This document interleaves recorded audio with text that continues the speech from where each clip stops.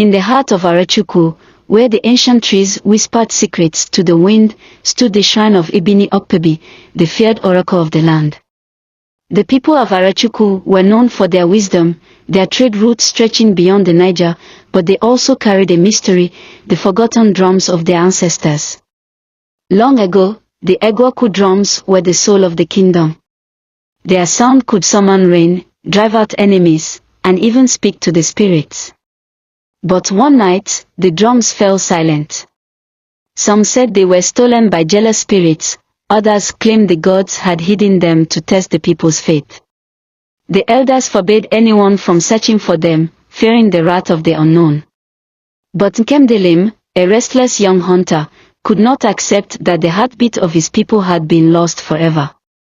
2. The call of the ancestors. One evening, as the moon cast silver light over the village, Nkemdelim sat by his grandmother, Eneni Mbik, the oldest storyteller in Arochukwu. Eneni, why do we never speak of the Arochukwu drums? He asked. The old woman sighed. Because some echoes are better left unheard, my son. But how can we fear something that was once our pride? Eneni Mbik looked into the fire, her wrinkled hands trembling. Because those who listen too closely to forgotten echoes may find themselves lost in their song. That night, Nkemdelim could not sleep. He dreamed of an endless forest, where a faceless figure beat the ancient drums, their rhythm shaking the earth. When he awoke, he knew what he had to do. 3. Into the sacred forest. Before dawn, Nkemdelim took his hunting knife and a calabash of water.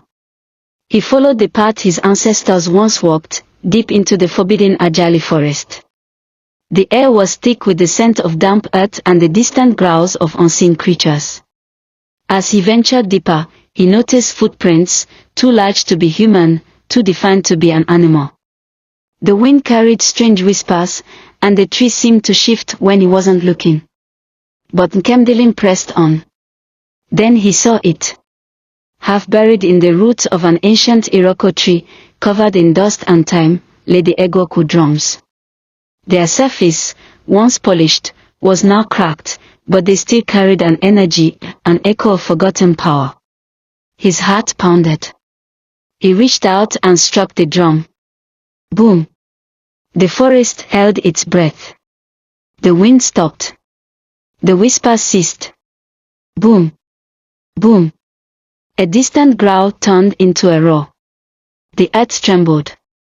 The ground cracked. Nkemdelim turned to run, but the roots of the tree coiled around his feet, pulling him down. A shadow moved among the trees, a figure wrapped in darkness, with glowing red eyes.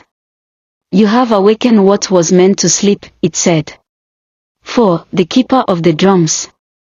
Nkemdelim struggled, but the roots held firm.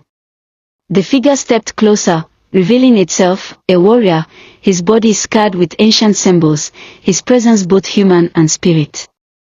Who are you? Nkemdelim gasped. I am Ogbunaik, last guardian of the Arochukwu drums. You, foolish boy, have undone what your ancestors died to bury. The drums belong to Arochukwu. Nkemdelim protested. The warrior's eyes flashed. The drums belong to no one. They are the voice of the gods, and their voice was silenced for a reason. A distant howl pierced the air. From the shadows, figures emerged, twisted, faceless creatures, their limbs moving unnaturally. The Umumyo, spirits of the forgotten.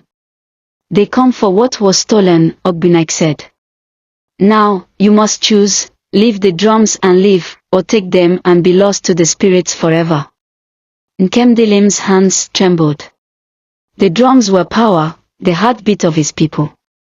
But was it worth the cost? The spirits drew closer, their whispers turning into wails. With a heavy heart, he stepped back. I choose to live. Ogbunaik nodded. The roots loosened, and the spirits halted.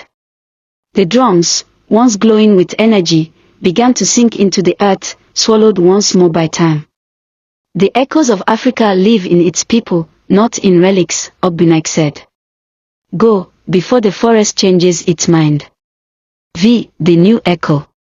When Kamdelem returned, the village gathered, expecting a victory. Instead, he knelt before Nnimbik and said, "The drums are lost, but their spirit lives in us." That night, the village did not mourn. Instead, they created a new song, their voices rising into the sky like the echoes of a forgotten drumbeat, one that would never be silenced again. And so, the legend lived on.